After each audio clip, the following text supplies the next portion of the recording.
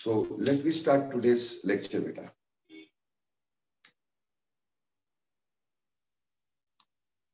ठीक, आज का लेक्चर डिस्कस करते हैं बेटा। तो आज जो होगा साइना क्लास अपन पता कर लेते हैं। ठीक, just a minute. So let me start today's lecture. आज का लेक्चर शुरू करेंगे बेटा। बेटा आज का लेक्चर हमारे लिए है आइडियल गैस इक्वेशन को लेकर के। So we will be studying ideal gas equation. Ideal gas equation.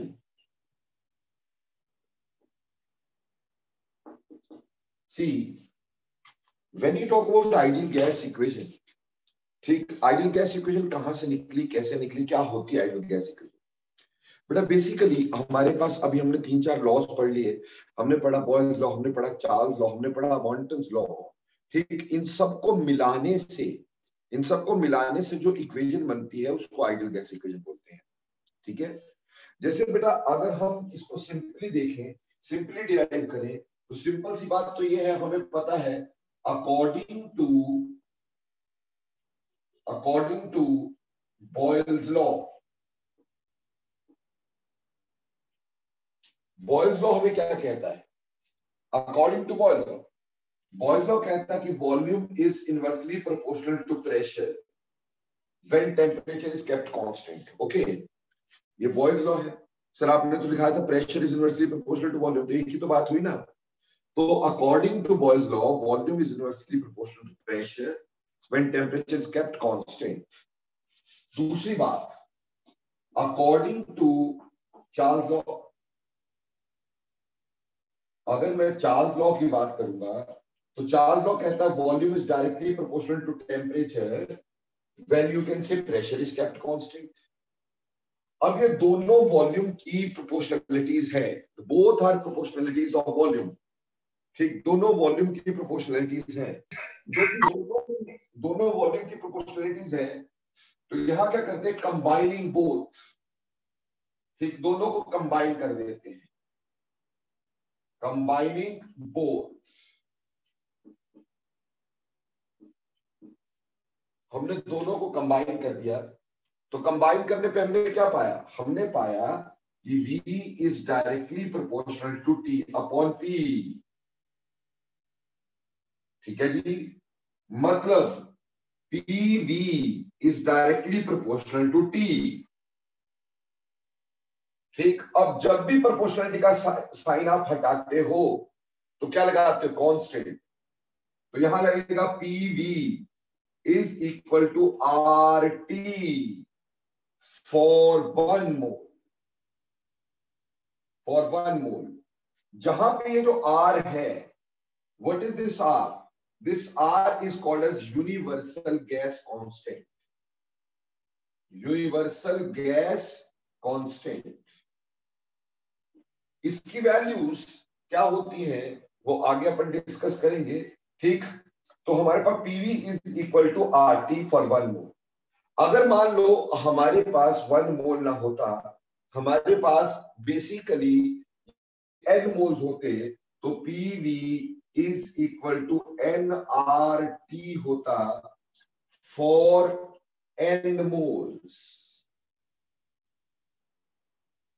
So this is how you can derive ideal gas equation. ठीक, and this is ideal gas equation, PV is equal to nRT। पर बेटा अगर school में ऐसी derivation करोगे तो number नहीं मिलेंगे बच्चे। ठीक है, तो ये स्कूल के लिए नहीं है, ये तो सिंप्लीफाई करके आपको बता दिया है कि PV is equal to nRT आया कहां से है। ठीक, अब स्कूल के लिए डेरिवेशन कैसे करेंगे? क्योंकि अगर बाई चांस स्कूल में क्वेश्चन आता है डिराइव आइडियल गैस इक्वेशन, क्योंकि जनरली ये क्वेश्चन पूछा जाता है स्कूल में कि डिराइव आइडियल गैस इक्वेशन, तो आप क्या कहेंगे कि हमने एक सिलेंडर लिया। ठीक, इस सिलेंडर में हमने एक फ्रिक्शनलेस मासलेस पिस्टन ले ली। So there is a piston which is frictionless and massless piston. ठीक, फ्रिक्शनलेस और मासलेस हमने पिस्टन यहां पर ले ली है। ठीक है जी, और इसके अंदर जो गैस है, गैस का प्रेशर P1 है, गैस का वॉल्यूम V1 है और गैस का टेम्परेचर T1 है। ये इनिशियल हम मान लिया, ठीक है जी। इनिशियली हमने मान लिया कि let pressure is P1, volume is V1 and temperature is T1। Now first thing आपने क्या किया, आपने टेम्परेचर को कांस्टेंट किया और प्रेशर को चेंज कर दिया, ठीक। Let pressure is changed from P1 to P2। आपने प्रेशर को P1 टू P2 पे चेंज कर दिया, बट टेम्परेचर कांस्टेंट रखा बेटा। Temperature is kept constant. तो बेटा अगर टेम्परेचर कांस्टेंट है तो ऑब्वियसली वॉल्यूम पे चेंज आएगा, ठीक। तो जो वॉल्यूम होगा से देयरफॉर वॉल्यूम चेंजेस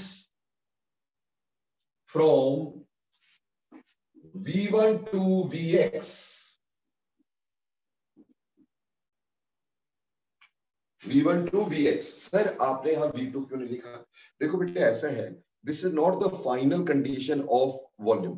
हम यहाँ पे 2 फाइनल के लिए लगा रहे हैं, हमने आगे प्रेशर चेंज नहीं करना है इसलिए उसको फाइनली 2 लिख दिया है। अभी हमने वॉल्यूम चेंज करना है इसलिए उसके लिए 2 नहीं लिखा है। क्लियर? हमने सिर्फ क्या लिख दिया, V1 से Vx, कुछ भी। Now according to Boyle's law, अब बॉयल्स लॉ लगा दो तो बॉयल्स लॉ क्या कहेगा, P1 V1 is equal to P2 Vx। P1 V1 is equal to P2 Vx, है ना जी। अब इसका मतलब यहां से Vx निकालेंगे तो Vx क्या आ जाएगा हमारे पास, P1 V1 अपॉन P2। ये Vx आ गया बेटा। Am I clear? तो ये Vx आ गया। तो अकॉर्डिंग टू बॉयल्स लॉ हमारे पास इस तरह से चेंजेस हुए कि Vx जो है P1 V1 बाय P2 हो गया। तो नेक्स्ट बात समझिएगा प्लीज, ठीक। अब हमने क्या किया, now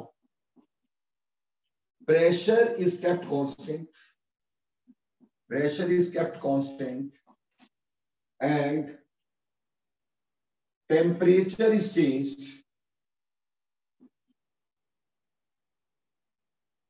pressure is kept constant and temperature is changed from T1 to T2। अब आपने टेम्परेचर को T1 से T2 चेंज कर दिया, therefore volume changes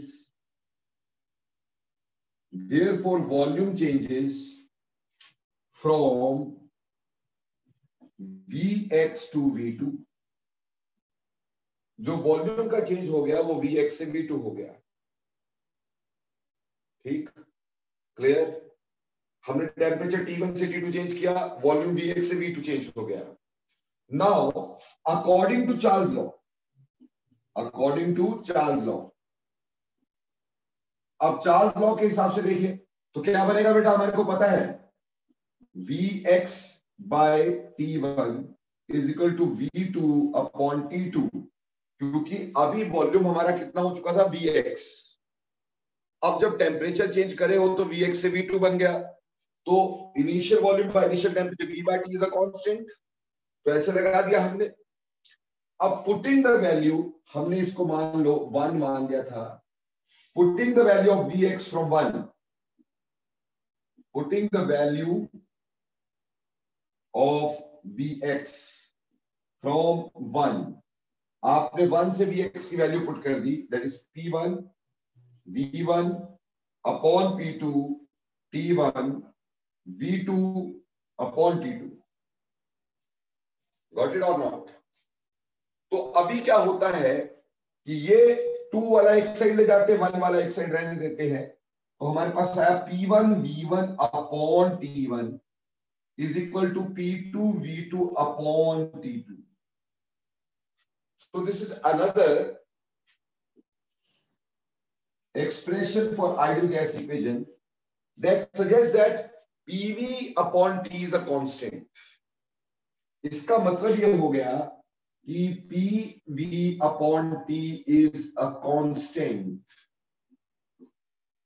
क्योंकि इसकी रेशियो सारी जगह पे क्या आ रही है, सेम आ रही है. ये कांस्टेंट हमने लिखा R, तो PV by T is equal to R. ठीक, where R is universal gas constant. So PV is equal to RT for 1 mole. PV is equal to RT for 1 mole और PV is equal to nRT for n moles. n moles के लिए PV is equal to nRT के बराबर होता है. तो यहां से हमने डिराइव की स्कूल के लिए. तो बोलो बेटा ये समझ में आया कि नहीं आया, क्विकली बोलो यस और नो. Excuse me sir. हाँ जी बेटे. सर ये Vx जो हमने पहले फॉर्मूला बनाया था P1 V1 P2 वाला, इसके बाद जरा समझा देना, वो लाइट चली गई थी तो नेटवर्क चेंज करना पड़ा. तो हमारे पास भैया सिंपल था कि according to Boyle's law P1 V1 is equal to P2 Vx. ठीक, यहां से हमने Vx निकाल लिया. Vx आया P1 V1 upon P2. Now pressure is kept constant and temperature is changed. Temperature को T1 से T2 चेंज किया तो वॉल्यूम मान लो Vx से V2 चेंज हो गया. अब चार्ज लॉ लगा दो. Vx upon T1 is equal to V2 upon T2. ठीक, putting the value of Vx from here, यहां से Vx की वैल्यू पुट कर दो. क्या बन जाएगा, P1 V1 upon P2 T1 is equal to V2 by T2. 2 वाले एक साइड ले जाओ तो P1 V1 upon T1 is equal to P2 V2 upon T2. मतलब PV upon T is a constant and that constant is R. R को हमने बोला universal gas constant. universal gas constant. So R is universal gas constant. So ये यहाँ चल जाएगा तो PV is equal to RT for 1 mole and PV is equal to nRT. Now is it clear now? Yes sir. Okay. तो ऐसे हमने ideal gas equation derive कर लिया बेटा. ठीक. So before doing its questions, ideal gas equation के question करने से पहले सबसे पहले हमें समझना पड़ेगा ये R क्या है, इसकी वैल्यू क्या होगी.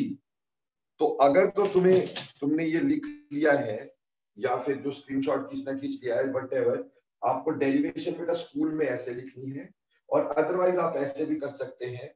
आइडियल गैस इक्वेशन को दो तरीके से लिख सकते हैं.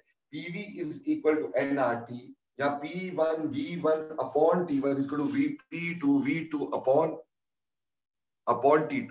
ठीक है जी बेटा. जस्ट मैंने यहाँ पे बोला था आपको कि V1 to Vx इसलिए लिखा, यहाँ पे V2 इसलिए लिखा because it is not the final volume where we stand, it will be changing further. जबकि प्रेशर फर्दर चेंज नहीं हो रहा तो फाइनल प्रेशर हमने P2 बोल दिया. ठीक, तो वॉल्यूम अभी फर्दर चेंज होगा इसलिए हमने इसको V2 ना बोल के Vx बोला है.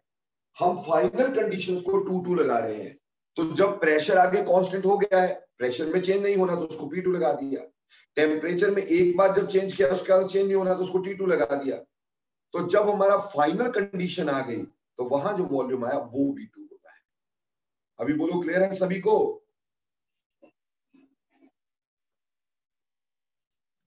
तो ये तो था मेरे बच्चों कि how to derive ideal gas equation. Ideal gas equation क्या होती कैसे देखते हैं. अब आ जाओ यहाँ पर सबसे इंपॉर्टेंट हमारे पास इसमें है नेचर ऑफ R. कि जो R हमने यहाँ पे देखा ये R क्या है, क्यों है, ठीक, इसका नेचर क्या है, इसकी वैल्यूज क्या है. ठीक, क्योंकि इट इज अ कांस्टेंट तो constant must have a constant value ना. तो चलिए R निकालना है. तो हमारा यहाँ पे दूसरा टॉपिक आ गया nature of R and nature of universal gas constant. ठीक है जी. जब हम नेचर ऑफ R की बात कर रहे हैं तो हमें ये तो पता चल ही गया है कि PV is equal to nRT हम डिराइव कर चुके हैं. We have already derived PV is equal to nRT. ये हम डिराइव कर चुके हैं बेटा. यहां से हम R निकालेंगे तो R आ जाएगा PV अपॉन NT. ठीक है जी. R आ जाएगा PV upon NT. Know what is P? P क्या होता है बेटा? What do you mean by P? Pressure per unit area. Pressure per unit area. तो ऑब्वियसली आर यहां पे जो आएगा वो आएगा प्रेशर जो होगा force per unit area. Sorry, pressure is force per unit area. तो हमारे पास प्रेशर जो होगा वो फोर्स पर यूनिट एरिया होगा। और वॉल्यूम क्या होता है? वॉल्यूम होता है area into length. Area into length divided by N into T. क्यों जी? प्रेशर था फोर्स अपॉन एरिया और बेटे वॉल्यूम था एरिया इंटू लेंथ। अब देखो उस वजह से ये ए से ए कैंसिल हो गया, तो जो आर आया बेटे वो आया force into length upon N into T. अब फोर्स इंटू लेंथ मतलब फोर्स इंटू डिस्प्लेसमेंट होता है। फोर्स इंटू लेंथ मतलब फोर्स इंटू डिस्प्लेसमेंट होता है। तो जो हमारे पास आर आएगा वो होगा फोर्स इंटू डिस्प्लेसमेंट। बेटा फोर्स इंटू डिस्प्लेसमेंट क्या होता है sir? Work done. Yes, work done. तो यहां पे आ गया वर्क अपॉन एन टी। इसलिए हम आर को बोल सकते हैं कि आर इज, अगर आर को डिफाइन करने की बात करें, यूनिवर्सल गैस कांस्टेंट को डिफाइन करने की बात करें, तो इसको बोला जाता है वर्क डन। वर्क डन पर डिग्री,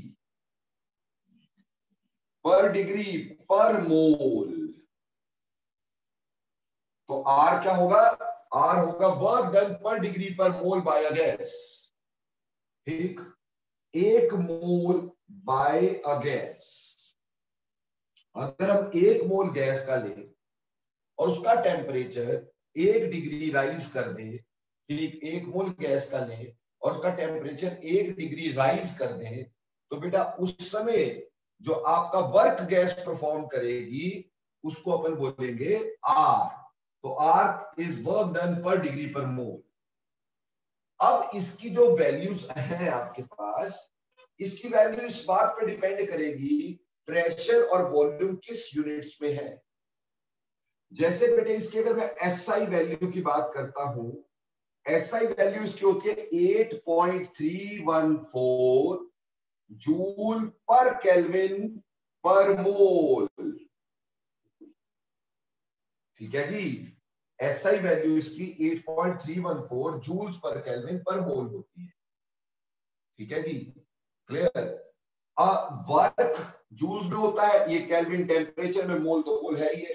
तो वही हो गया कि अगर एक मोल का टेम्परेचर 1 डिग्री से राइज किया तो गैस कितना वर्क करेगी? सो गैस विल वर्क 8.314। गैस कितना वर्क करेगी? 8.314 जूल्स वर्क करेगी। अगर कैलोरीज में लेना होता है वर्क तो आता 1.98 कैलोरी होता है। ठीक, कैलोरी पर केल्विन पर मोल अगर कैलोरीज में लेना होता है।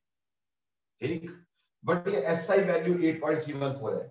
और मजे की बात है गैस लॉज में अगर मैं एसआई यूज करूं तो एसआई में जो प्रेशर होना चाहिए, pressure must be in pascals, यानी न्यूटन मीटर स्क्वायर इनवर्स। ठीक है, दैट इज पास्कल्स। और वॉल्यूम जो होना चाहिए वो मीटर क्यूब में होना चाहिए। बेटा 1 मीटर क्यूब भी अगर लेंगे ना, 1 मीटर क्यूब तो 1000 लीटर होता है। 1 metre cube is equal to 1000 litre. तो आप यहां समझो, यहां प्रेशर बहुत छोटा है और वॉल्यूम बहुत बड़ा है। इसलिए जनरली गैस लॉज यूज करते हुए हम आर की ये वैल्यू यूज नहीं करते। समझ में आई? आर की SI value is not used when we use gas law या ideal gas equation. Generally we don't use, क्यों? उसमें प्रेशर का यूनिट जो होगा पास्कल्स, बहुत छोटा यूनिट है और वॉल्यूम बहुत बड़ा है। अगर मान लो मुझे गैस का 1 मीटर क्यूब ले लेना है तो बेटा मेरे को एक पूरा 1000 लीटर की टैंकी चाहिए, क्योंकि 1 metre cube is equal to 1000 litres. Got it? तो इतना सारा फिर एक्सपेरिमेंटली बड़ा मुश्किल होता है। इसलिए हमने क्या किया, हमने इसकी और वैल्यूज निकाली। देखिए अगर हमारे पास प्रेशर एटमॉस्फेयर में हो और वॉल्यूम लीटर में हो, जो कि जनरली हम जगह जगह पे प्रेशर किसमें लेते हैं, एटमॉस्फेयर में, या वॉल्यूम किसमें लेते हैं, लीटर में, ऐसे केस में हमारे पास आर की value 0.0821 atmosphere litre mole inverse kelvin inverse होती है। यार की दूसरी वैल्यू हो गई, अगर प्रेशर एटमॉस्फेयर में हुआ या वॉल्यूम लीटर में हुआ तो आर की वैल्यू 0.0821 होगी। उसी तरह से अगर बेटे प्रेशर हमारे पास बार में हुआ और वॉल्यूम हमारे पास लीटर में हुआ, ठीक, तो आर की value 0.083 bar litre mole inverse kelvin inverse होगी। अगर प्रेशर आप बार में लेते हो, ठीक, और वॉल्यूम लीटर में लेते हो, तो आपके आर की वैल्यू ये होगी 0.083, ठीक। तो एक बात क्लियर है कि आर की जो वैल्यूज है that depends upon units, that depends upon unit of pressure and volume, यानी प्रेशर और वॉल्यूम का क्या यूनिट है उसके हिसाब से आर की वैल्यू। एसआई वैल्यू उसकी 8.314 है, पर गैस लॉज में जनरली यूज नहीं करते, ठीक। गैस लॉ में या तो प्रेशर हम एटमॉस्फेयर में लेते हैं, ठीक, और या वॉल्यूम लीटर में लेते हैं। तो बेटा अगर कभी वॉल्यूम मिलीलीटर में दी हो तो उसको लीटर में कन्वर्ट करें, पीवी एनआरटी लगाते हुए, और प्रेशर एमएम या किसी में भी दिया उसको एटमॉस्फेयर या बार में कन्वर्ट करें। तो जब भी question PV is equal to NRT वाला है, जब भी question PV is equal to NRT वाला है, उस समय आप क्या करेंगे, उस समय आप बेटे प्रेशर को या तो एटमॉस्फेयर में या बार में कन्वर्ट करेंगे। जैसे मान लो mm, generally mm of mercury में दे दिया जाता है ना, तो mm 760 mm is equal to 1 atmosphere. तो वहां से या तो प्रेशर को एटमॉस्फेयर में कन्वर्ट करो, और वॉल्यूम मिलीलीटर में तो उसको लीटर में कन्वर्ट करो, या प्रेशर बार में कन्वर्ट करो, उस हिसाब से आर की वैल्यू यूज करो, question PV is equal to NRT का हो। हाँ, अगर P1 V1 over T1 is equal to P2 V2 over T2 हो ना, उसमें आपको कन्वर्ट करने की जरूरत नहीं होती, क्योंकि दोनों साइड से कैंसिल हो जाता है। बात समझ में आई? कन्वर्ट कब करना है, जब PV is equal to NRT होता है तब कन्वर्ट करना है, ठीक। और अगर P1 V1 upon T1 is equal to P2 V2 upon T2 होगा तो कन्वर्ट करने की जरूरत नहीं है। उम्मीद है आपको बातें मेरी समझ में आई, ठीक। I will be back in one little minute. I want to drink a glass of water. ठीक, जब तक आप इसको नोट कर लो जल्दी।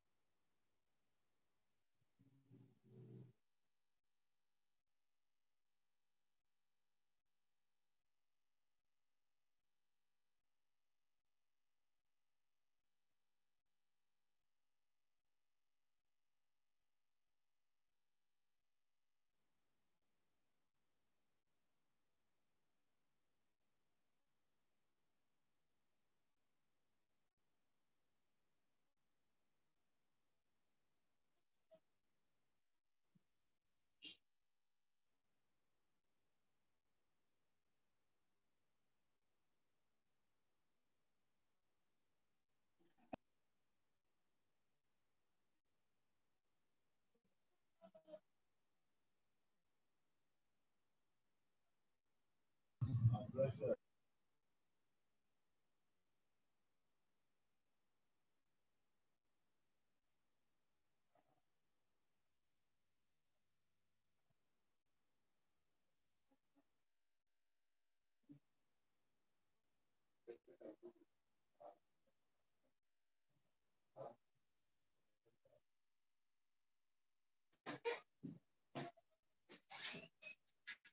उम्मीद है आप लोगों ने नोट कर लिया होगा बेटा। अब हम करेंगे numericals on this particular PV is equal to NRT and P1 V1 is equal to P2 V2 upon T2। ये वाले सारे क्वेश्चंस आइडियल गैस इक्वेशन पे। बहुत वैरायटी है मेरे पास बेटा इन क्वेश्चंस की और बहुत मेहनत वाले क्वेश्चंस हैं, तो मैं उम्मीद करता हूं 0 से Z तक हम इस पे मेहनत करेंगे। ठीक, चलिए क्वेश्चन नंबर फर्स्ट लिखेंगे जल्दी से, पहले से भी जल्दी, ठीक, ताकि हमारे को किसी तरह की प्रॉब्लम ना रहे। तो पहले आपको क्वेश्चन करवाते हैं अपन P1 V1 upon T1 is equal to P2 V2 upon T2 पे बेस्ड क्वेश्चन अपन सबसे पहले करके देखेंगे। ठीक है जी, जस्ट अ सेकेंड बेटा।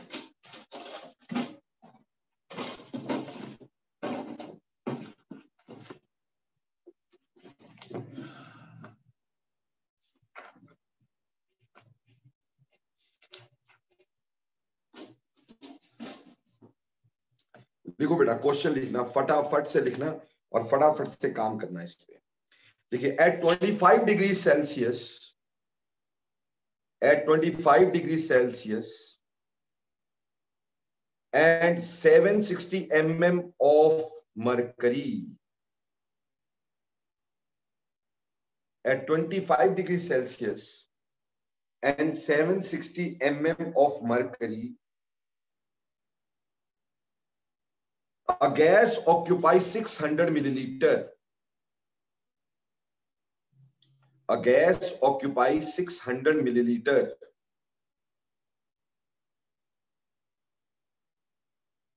What will be the pressure? What will be the pressure at a height?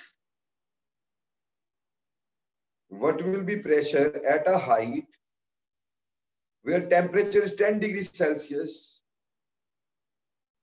Where temperature is 10 degrees Celsius and the volume of gas is 640 milliliter. And the volume of gas is 640 milliliter. Again, at 25 degrees Celsius and 760 mm of pressure, a gas occupies 600 milliliter volume. What will be its pressure at a height where temperature is 10 degree and volume of gas is 640 milliliter? So, what is given here? We are given with P1, pressure 1, 760 mm.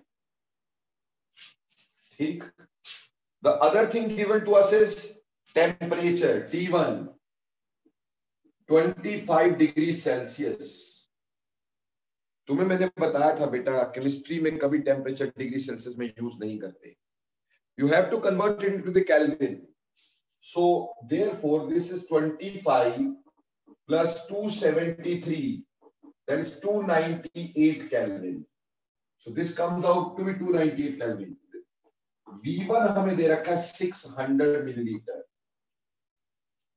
ठीक है. Similarly P2 pressure आपको calculate करने को बोला है. ठीक.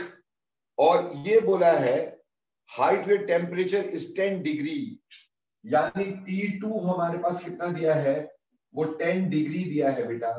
10 degree का मतलब है 10 प्लस 273 यानी 283 केल्विन. ठीक. और V2 हमारे पास जो है वो 640 मिलीलीटर है. V2 हमारे पास 640 मिलीलीटर है.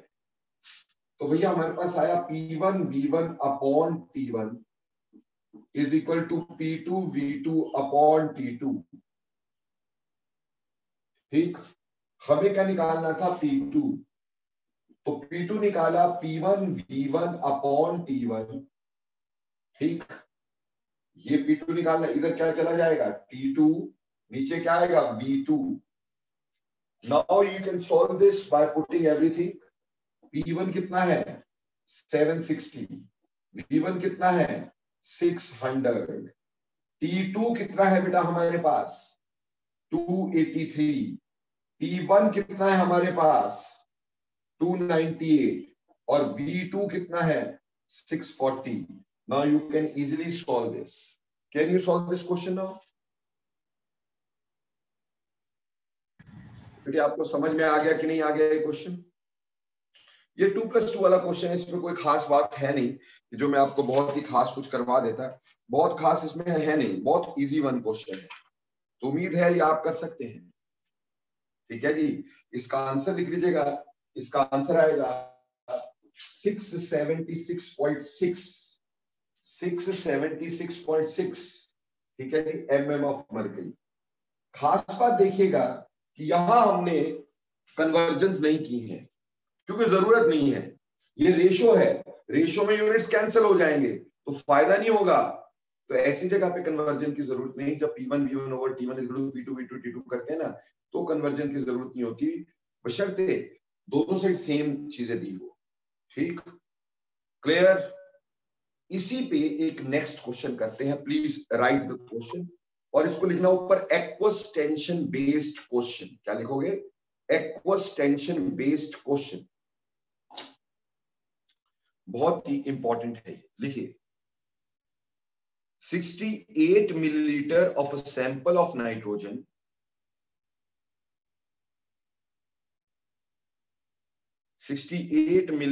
of a sample of nitrogen is collected over water at 20 degrees Celsius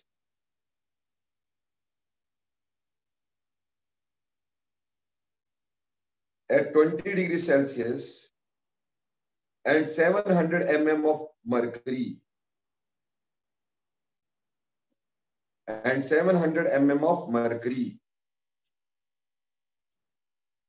What is the volume of dry nitrogen at STP?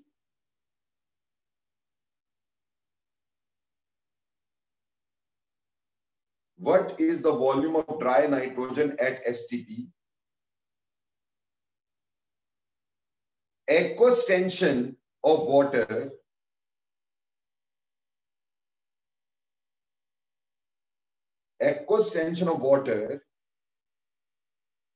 at 20 degree is 17.5 mm of mercury.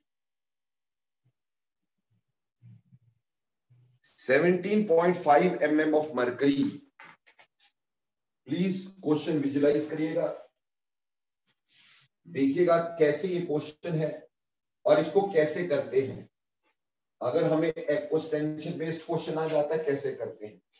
देखो बच्चे, basically क्या है कि यहां पे गैस को आपने कलेक्ट किया है इन वाटर, ओवर वाटर।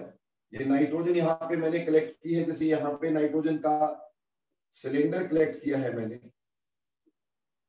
ये सिलेंडर है जिसमें नाइट्रोजन कलेक्ट की, यहां से नाइट्रोजन आई, यहां वाटर पड़ा हुआ था,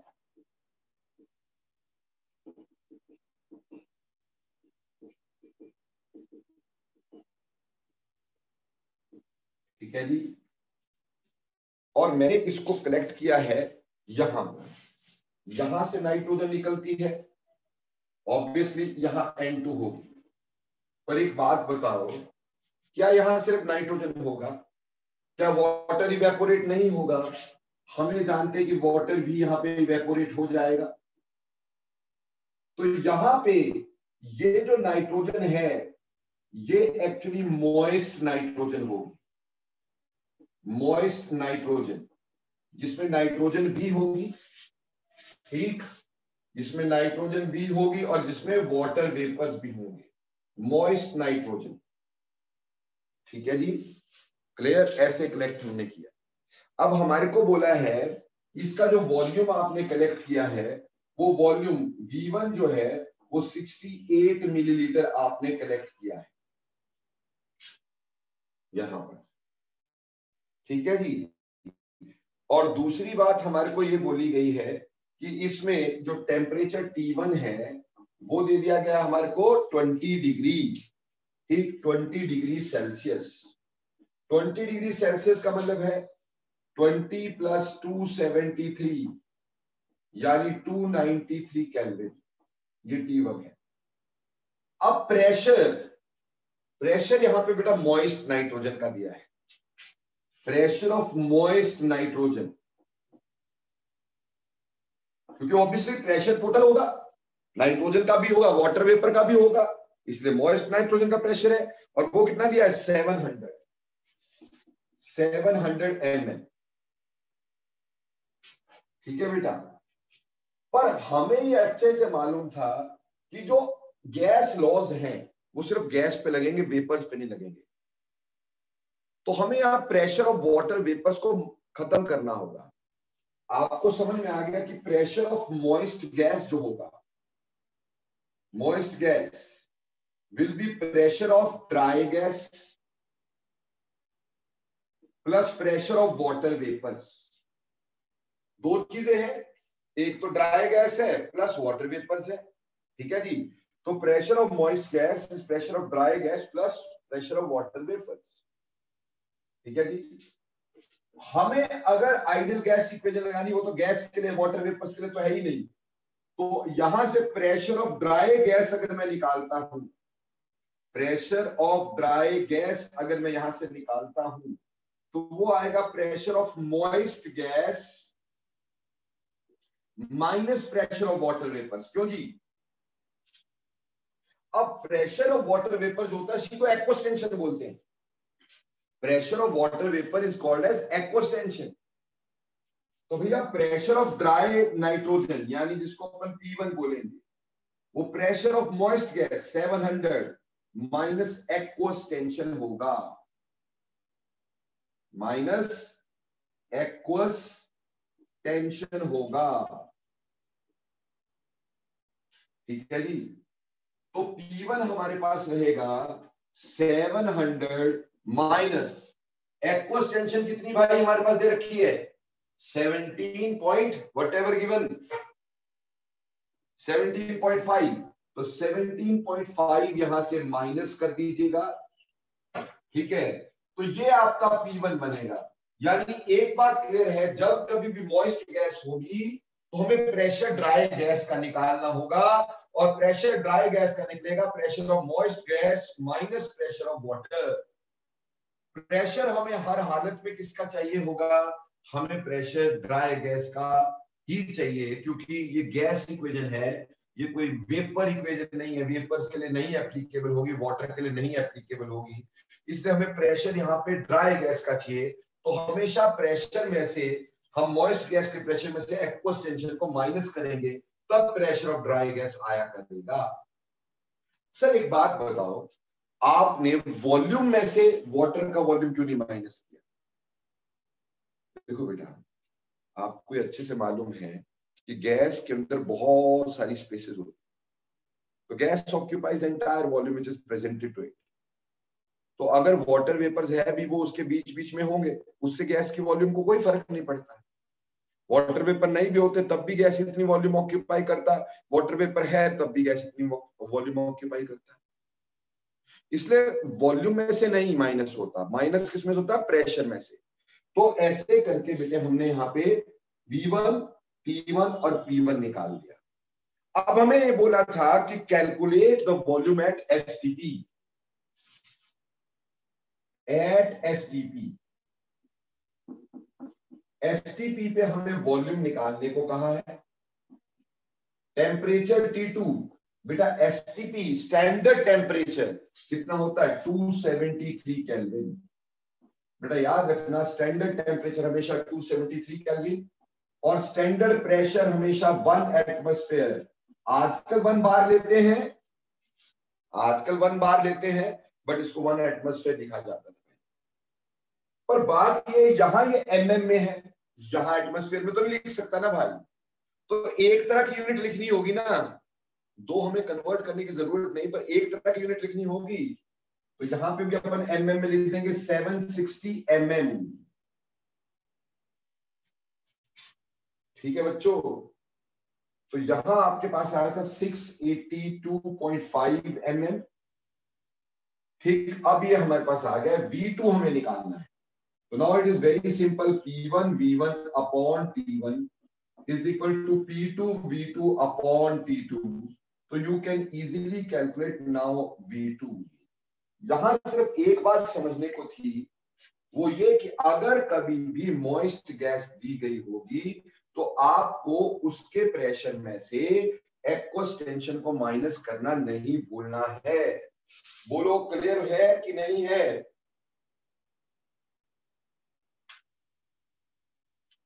जल्दी बोलो, इज इट क्लियर और नॉट?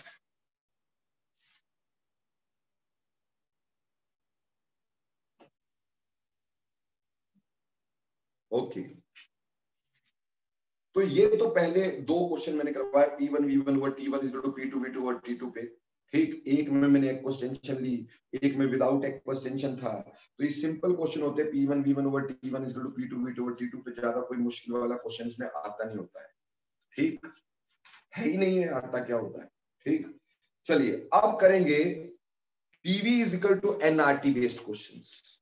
ठीक, तो सबसे पहला क्वेश्चन करेंगे, मिटा दो जिसको। PV is equal to NRT based questions.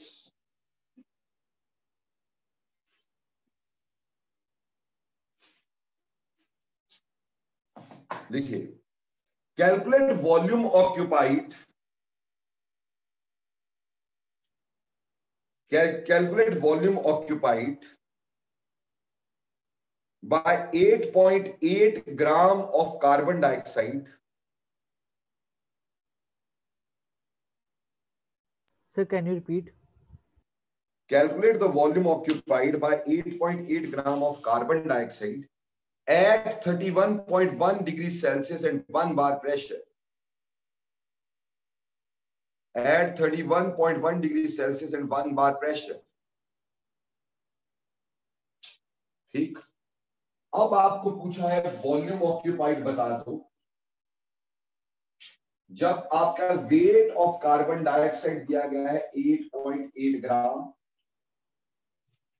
ये वेट है कार्बन डाइऑक्साइड का भाई 8.8 ग्राम। टेम्परेचर जो है वो 31.1 डिग्री है, यानी 31.1 प्लस 273, यानी कितना हो जाएगा बेटा? 304.1। ठीक है जी, 304.1 केल्विन हो गया। ये टेम्परेचर दे दिया गया और हमारे को क्या निकालने को बोला? प्रेशर। प्रेशर 1 बार दे दिया गया और हमें निकालना वॉल्यूम। तो हमें पता है PV is equal to NRT। अब N क्या होता है? Number of moles. तो number of moles can be written as PV is equal to given weight upon molar weight into R into T। ठीक है जी, तो हमें निकालना था वॉल्यूम, तो वॉल्यूम आ गया WRT upon MP। W weight, weight कितना गिवन है? 8.8। R की क्या वैल्यू लोगे? क्योंकि प्रेशर बार में है, वॉल्यूम हमारा लीटर में निकल जाएगा, तो बेटा R की वैल्यू बार वाली 0.083। बेटा इन क्वेश्चंस में R की वैल्यू गलत लेने से क्वेश्चन गलत हो जाता है, इसलिए ये सबसे इंपॉर्टेंट है कि इसमें R की वैल्यू क्या लोगे। और टेम्परेचर कितना है बेटा? 304.1 divided by molar mass of carbon dioxide 44 and pressure is 1 bar. चलो जी सॉल्व कर लो, वॉल्यूम निकल जाएगा। So volume will come out to be approximately 5.505 litre. कितना आ जाएगा? 5.05 लीटर।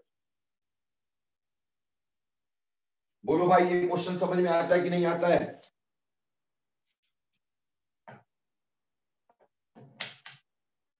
चलो फिर फटाफट से एक क्वेश्चन करके दिखा दो ताकि मैं आगे चल सकूं, क्योंकि बहुत लंबा काम है बेटा, इसमें हमें बहुत कुछ करने को है।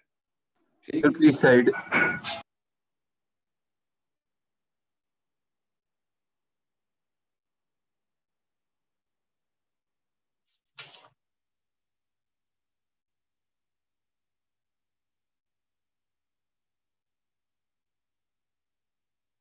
चलो लिखो, calculate the temperature of 4 moles of a gas.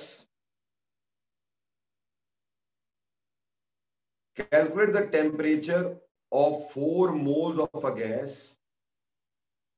occupying 5 decimeter cube.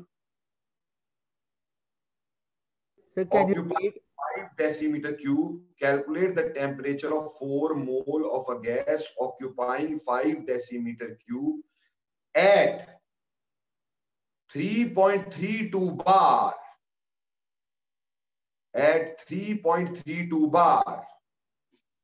जल्दी करके दिखाओ मेरे को। Sir, at 3.32 bar.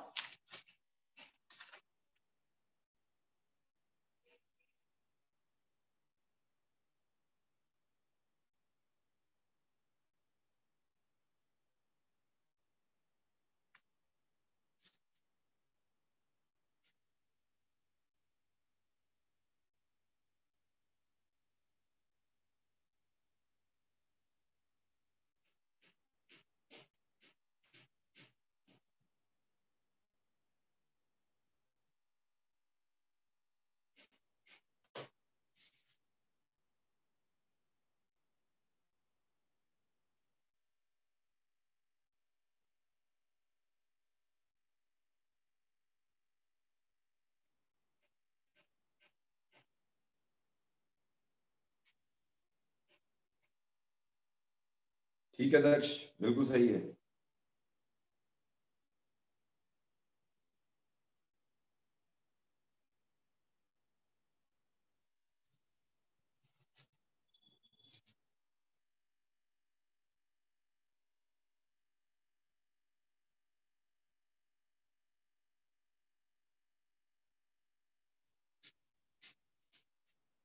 जल्दी करो बेटा, इतना टाइम नहीं लगाते उसे।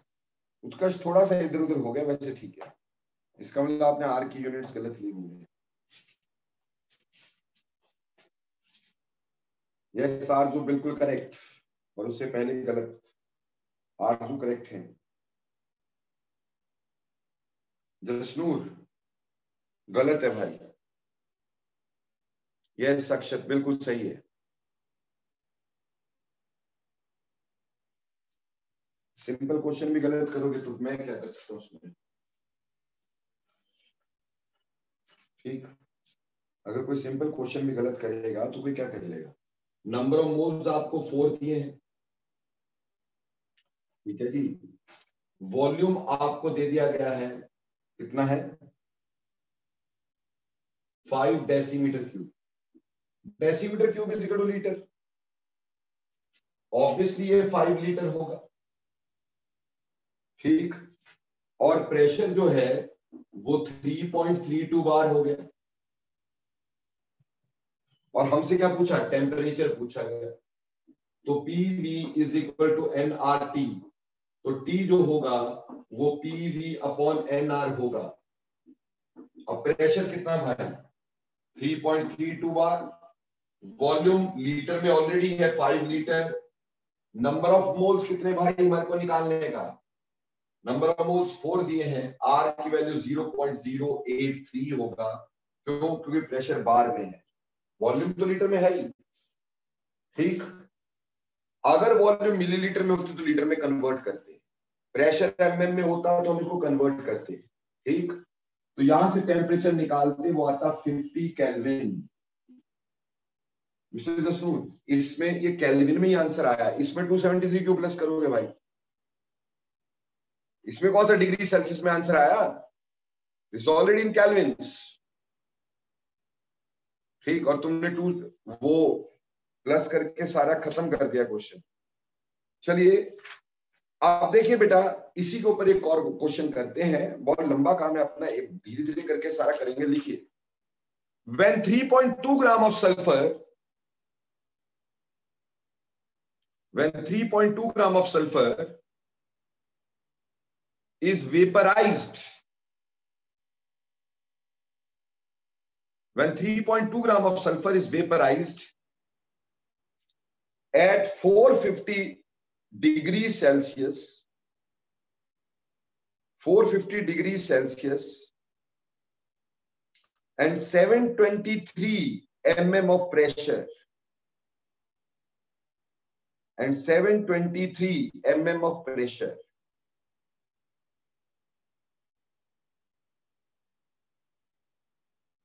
the vapors occupy a volume of, the vapor occupies the volume of 780 milliliter, 780 milliliter.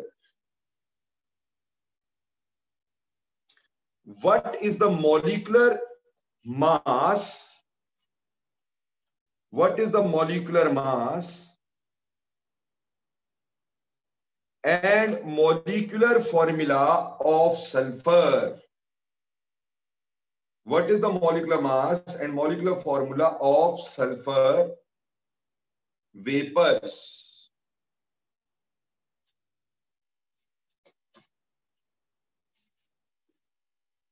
चलो, मॉलिक्यूलर मास तक तुम निकालो, आगे मैं निकालता हूं, मैं तुम्हें समझा देता हूं। देखो बेटा, यस, दोबारा लिख लो जिसने नहीं लिखा। When 3.2 gram of sulfur is vaporized at 450 degrees Celsius and 723 mm of pressure, the vapor occupies a volume of 740 milliliter. What is the molecular formula of sulfur vapors and molecular mass? What is the molecular mass and molecular formula of sulfur vapors? देखो भाई, यहां पे wait दिया है हमारे पास 3.2 ग्राम, ठीक है। दूसरा काम हमें दिया टेम्परेचर 450 डिग्री सेल्सियस, मतलब 450 प्लस 273 यानी 723 केल्विन, ये टेम्परेचर है इसका, ठीक है जी। और जो वॉल्यूम हमारे को, जो प्रेशर दिया हुआ है, प्रेशर है 723 mm, ठीक है जी। देखो बेटा, हमारे पास उस समय ये कह दिया गया है कि the vapour occupy volume, volume जो है वो कितना है हमारे पास 780 मिलीलीटर, और आपको पूछा है कि आप मॉलिक्यूलर मास निकाल दो इसका, और दूसरा मॉलिक्यूलर फॉर्मूला निकाल दो। पहली बात ये है कि हमें पता है, हम यहां पे क्या लगाएंगे, PV is equal to nRT। n जो होगा वो किसके बराबर होगा, given weight upon molar weight R into T. तो molar weight WRT upon PV होगा। यहां से मोलर वेट निकालना है WRT अपॉन PV, पर उसके लिए R की वैल्यू यूज करने के लिए pressure either should be in atmosphere और शुड बी इन बार। तो इसको अपन एटमॉस्फेयर में कन्वर्ट कर देते हैं, 723 बाय 760, ये हो गया हमारे पास एटमॉस्फेयर में। तो वॉल्यूम लीटर में चाहिए, तो वॉल्यूम लीटर में चाहिए तो 780, ठीक, डिवाइडेड बाय 1000, अब ये लीटर में हो गया। Now it is very simple कि जब आपने यहां से निकाला तो वेट कितना निकाला भाई, वेट तो 3.2 था। अब आर की वैल्यू, क्योंकि प्रेशर एटमॉस्फेयर में लिए हो, 0.0821 हो गई। टेम्परेचर कितना है 723 है, डिवाइडेड बाय प्रेशर कितना है 723 डिवाइडेड बाय 760, ठीक है जी, इनटू वॉल्यूम कितना है 780 divided by 1000. Now you can easily solve this, and this comes out to be approximately 255 point something 7 के करीब करीब और 8 के करीब करीब, यानी 256 लिख लेते हैं। यहां 256 आप लिख लेते हैं, अप्रोक्सीमेटली इतना ही आएगा। ठीक है जी। अब ये तो मोलर मास आ गया। अब हमें निकालना था इसका मॉलिक्यूलर फॉर्मूला। तो मॉलिक्यूलर फॉर्मूला कैसे निकालेंगे अगर ऐसा हुआ? मॉलिक्यूलर फॉर्मूला कैसे निकालेंगे? देखो बेटा, मॉलिक्यूलर फॉर्मूला ऐसे निकाल देंगे। हमने मान लिया सल्फर के वेपर, सिर्फ सल्फर ही ना, अकेला सल्फर ही ना, तो SX हमने ले लिया। Let the formula is SX। Let the formula is SX। एक सल्फर का मास 32, देयरफॉर मॉलिक्यूलर मास जो होगा इसका वो होगा 32x। एक सल्फर का 32, तो बेटा जी x का क्या कितना हो, और एक्चुअली कितना निकाले हो 356। इसका मतलब 32x must be equal to 256। ये निकाला ना मॉलिक्यूलर मास। वैसे मॉलिक्यूलर मास 32x होगा, तो यहां से x निकालो 256 अपॉन 32, सॉल्व करके आया 8, तो यहां से x 8 निकल आया, तो सल्फर का फॉर्मूला हो गया SA। बोलो भाई, क्लियर हो गया? सर एक बेसिक सा डाउट है, पूछ लूं? सर जैसे अभी हम ये जो एक्वेस्टेंशन वाला क्वेश्चन कर रहे थे, तो उसमें आपने कहा था कि हम इसमें ये गैस लॉ नहीं लगाएंगे, इसमें पहले एक्वेस्टेंशन का प्रेशर माइनस करेंगे क्योंकि वो वेपर है। तो फिर ये इसमें भी ऐसे वेपर गिवन हुआ है, तो नहीं बेटा, ये वेपर्स नहीं होते। सल्फर जो होता है ना, उसके वेपर्स को अपन गैसेस लेके चलते हैं, आगे जाके क्लियर होता है बेटा। जब हम ये बोलते हैं कि वेपर और गैस में फर्क क्या होता है बेटा, समझ में आई? तो वो आगे बता दूंगा मैं आपको। और दूसरी बात बेटे, इधर वेपर को गैस लेके ही चला जा रहा है। ठीक, यू आर राइट, आप गलत नहीं है। ठीक, तो S8 ये इसका फॉर्मूला कैसे निकला आपको समझ में आ गया। मान लो कल को ऐसा ही कोई कंपाउंड होता है जीनोन और फ्लोरीन का, तो क्या करते? तो आप ऐसा मान लेते कि let the formula is XeFX। क्या मान लेते? FeXS, ये मान लेते। तो इसका मोलर मास किसके बराबर होता? इसका मोलर मास होता molar mass of xenon plus X into molar mass of fluorine. ये इसका मोलर मास होता, और जो हमने निकाला होता उसके बराबर पुट कर देते, और यहां से क्या फाइंड आउट कर लेते बेटा? यहां से x फाइंड आउट कर लेते, और उस x को फाइंड आउट करने के बाद यहां पुट कर देते, क्योंकि जीनोन का मास हमें पता होगा, फ्लोरीन का मास हमें पता होगा। ठीक, तो वो यहां पुट कर देंगे। यहां क्वेश्चन में दिया होगा मॉलिक्यूलर मास, हम इससे निकाल लेंगे। ऐसे कभी भी कंपटीशन में कोई गैस पहचानने को आ जाए, बोले ये कौन सी गैस है, तो बेटा आप उसका मॉलिक्यूलर मास निकाल लें। आपको कंडीशंस दे दी गई हूं, फिर पूछिए कौन सी गैस है, तो आप उसका मॉलिक्यूलर मास निकाल लें, जिसके मॉलिक्यूलर मास के बराबर आएगा वो आंसर होगा। तो इस तरह के क्वेश्चन कर सकोगे कि नहीं कर सकोगे? क्विकली बोलो यस और नो।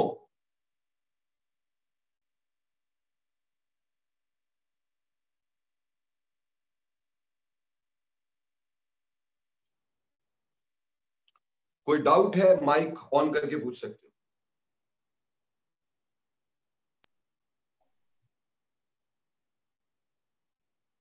हाँ जी पूछो।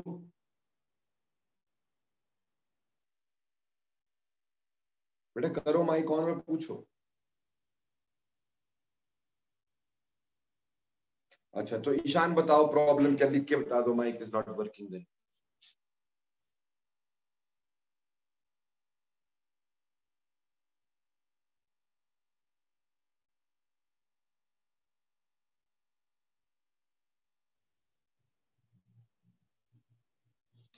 जीनोन का मास डेफिनेटली गिवन होगा क्वेश्चन में बेटा।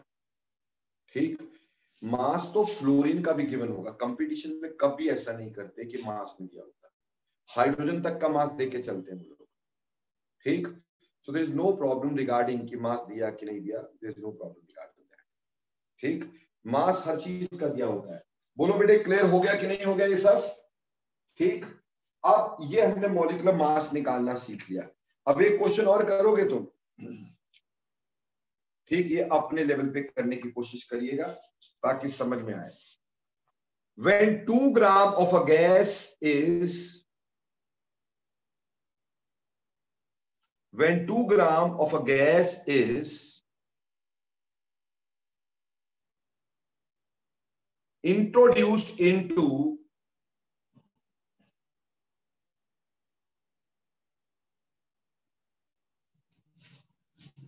when 2 grams of gas A is introduced into in evacuated flask at 25 degrees Celsius, in evacuated flask at 25 degrees Celsius, the pressure is found to be 1 atmosphere. The pressure is found to be 1 atmosphere. When 3 grams of another gas B,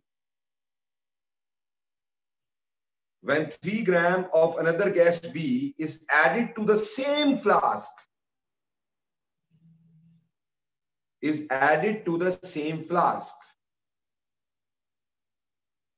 the total pressure becomes 1.5 atmosphere.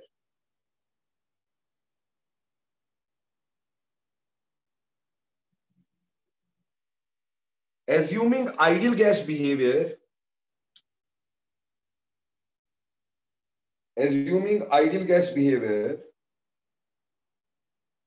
calculate the ratio of molecular masses of A and B. Calculate the ratio of molecular masses of A and B. Question दोबारा पढ़ देता हूं ताकि किसी ने ना लिखा हो तो लिख लें। क्वेश्चन दिया मैंने, when 2 grams of gas A is introduced into an evacuated flask kept at 25 degrees, the pressure is found to be 1 atmosphere. When 3 grams of another gas B is added to same flask, the total pressure becomes 1.5 atmosphere. Calculate the 1.5 atmosphere. Assuming the ideal gas behavior, calculate the ratio of molecular masses of A and B.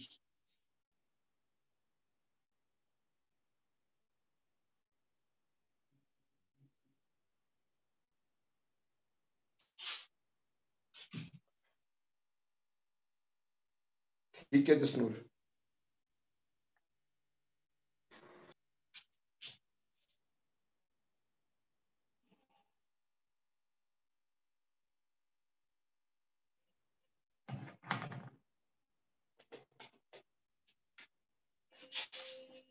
Question में ये दिया था कि एक vessel था, इसमें gas ए थी, ठीक है जी, और ए गैस का 2 ग्राम था। उस समय प्रेशर 1 एटमॉस्फेयर था। नाउ इसमें B gas is added, B gas is added. आपने इसमें बी गैस को ऐड किया, तो जब आपने बी गैस को यहां ऐड कर दिया, हमारे पास अब ये जो वेसल है इसमें ए तो है ही, इसमें साथ में बी भी हो गया, और बी कितना है 3 ग्राम, ए कितना है 2 ग्राम, बी कितना है 3 ग्राम, और अब प्रेशर 1.5 एटमॉस्फेयर। तो आपको रेशियो पूछा है ए और बी के मॉलिक्यूलर मासेस का। देखो भाई, गलत याद देते, सिंपल बात ये थी कि PV is equal to NRT होता है, ठीक, PV is equal to NRT होता है। यहां वॉल्यूम सेम रह रहा है क्योंकि वेसल सेम है, उत्कर्ष गलत है। यहां वॉल्यूम सेम रह रहा है क्योंकि प्रेशर सेम है, तो P by N is equal to RT upon V। मैंने थोड़ा सा इंटरचेंज कर दिया, ये यहां आ गया, ये यहां आ गया। R कांस्टेंट है ही, टेम्परेचर यहां कांस्टेंट रखा हुआ है, वॉल्यूम कांस्टेंट है, मतलब P by N for this question is constant. इस क्वेश्चन के लिए P बाय N कांस्टेंट था। क्यों? वॉल्यूम उतना था, टेम्परेचर उतना था, R तो कांस्टेंट होता ही है। तो P1 upon N1 is equal to P2 upon N2 हो जाता, या PA upon NA PB upon NB ऐसा हो जाता। ठीक है जी। तो PA NA का मतलब है गिवन वेट ऑफ A, और ऊपर चला गया molecular mass of A। PB का मतलब हो गया प्रेशर ऑफ B और number of moles of B, यानी given weight of B into molar mass of B। इसके डिनोमिनेटर आना था, ऊपर चला गया।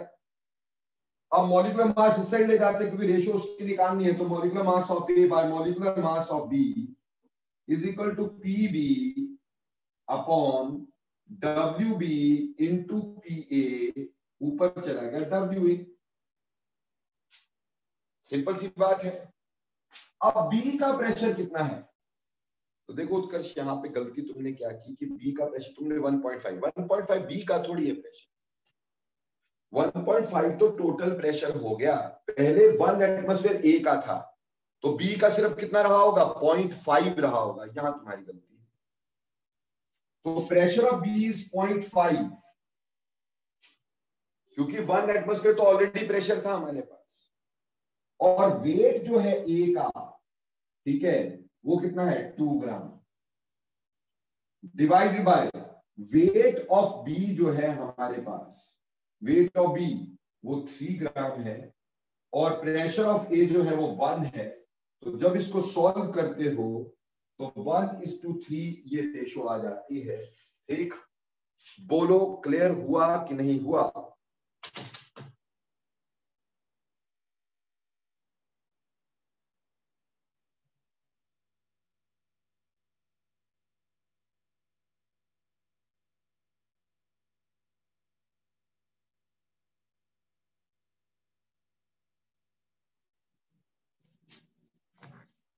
क्लियर है ना ये? अब चलो जी आगे।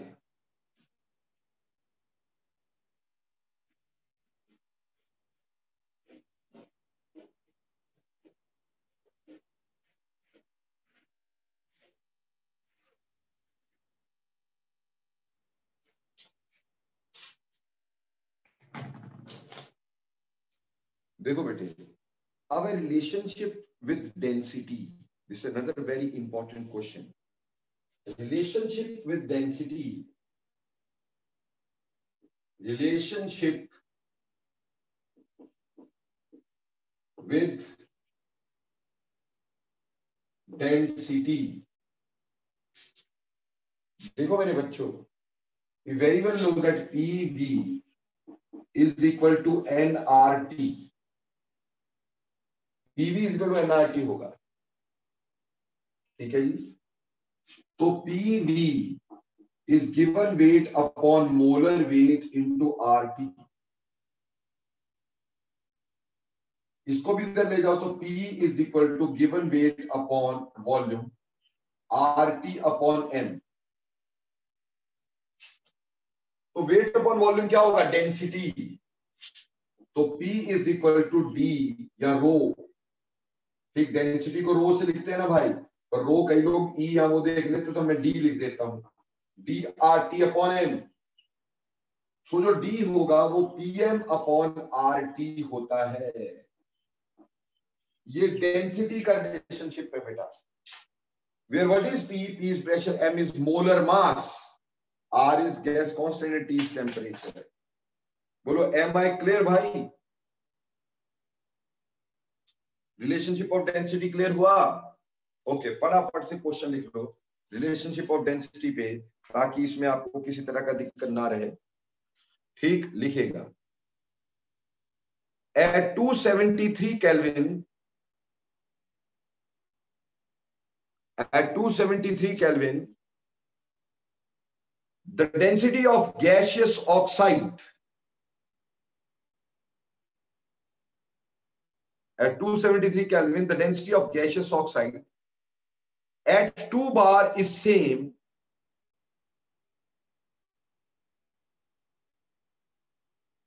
at 2 bar is same as that of nitrogen at 5 bar.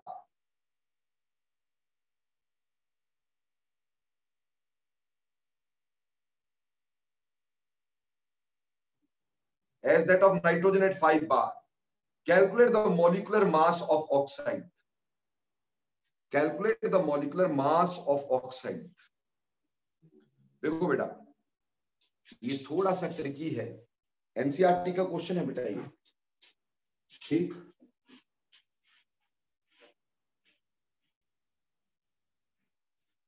हमें यहां पे बोल दिया गया कि टेम्परेचर है 273 केल्विन और डेंसिटी जो है गैसियस ऑक्साइड की वो 2 बार एट 2 बार, प्रेशर है 2 बार, ठीक है।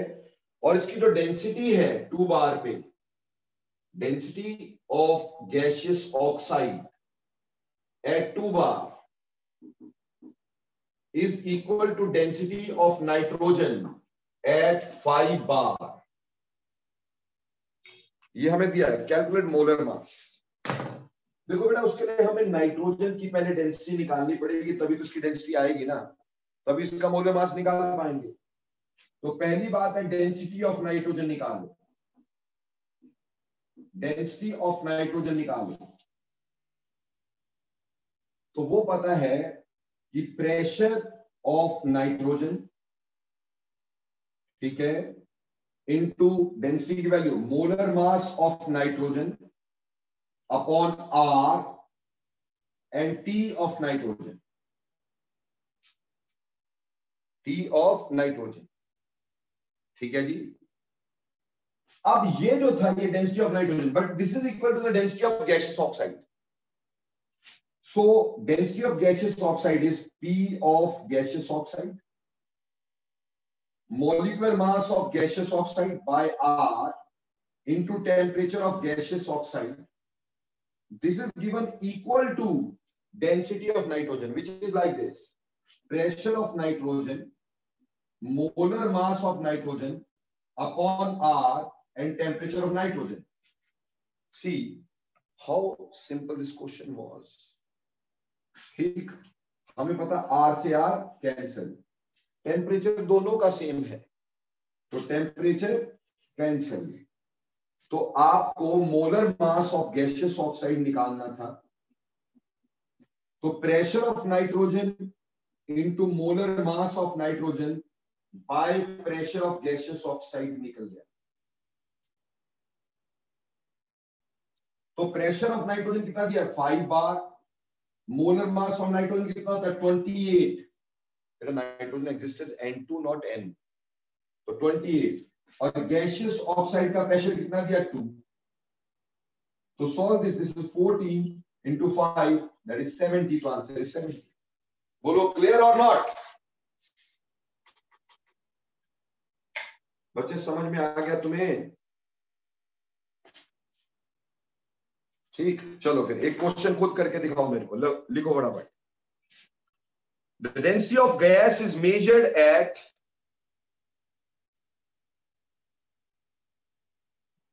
the density of gas is measured at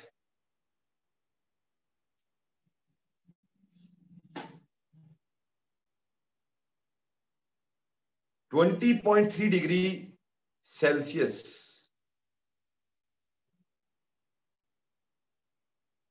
and 749 mm of mercury,